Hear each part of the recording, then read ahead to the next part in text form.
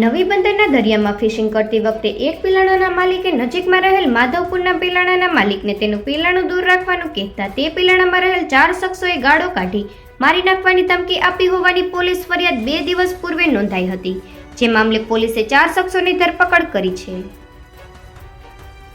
નવી બંદરના ખારા ઝાપા પાસે રહેતા અને માછીમારી કરતા નરસિંહ હીરાભાઈ પવનિયા અને તેના પિતા તથા ભાઈ વગેરે 2 દિવસ પૂર્વે તેના નેજાધારી નામના પિલાણામાં ફિશિંગ કરવા ગયા હતા અને દરિયામાં 1.5 કિલોમીટર દૂર જાળ નાખતા હતા. તે દરમિયાન માધવપુર બાજુના દરિયામાંથી 4 શખ્સો વેલેન્સા નામના પિલાણામાં આવ્યા હતા.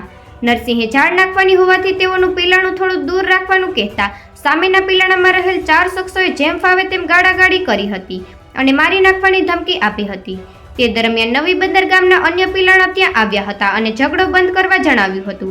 ત્યારે વેલેન્સા નામના પિલાણામાંથી કોઈએ છૂટા પથ્થરનો ઘા કરતા અન્ય પિલાણામાં રહેલ નિમેશ સમજી સલેટને આ પગમાં લાગતા તેને મૂંઢ ઈજા થઈ હતી, જે મામલે પોલીસ ફરિયાદ પણ નોંધાઈ હતી.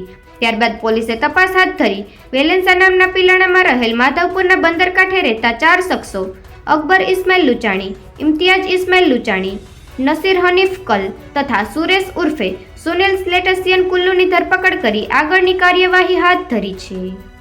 નિપુલ પોપટ, પોરબંદર ટાઈમ્સ.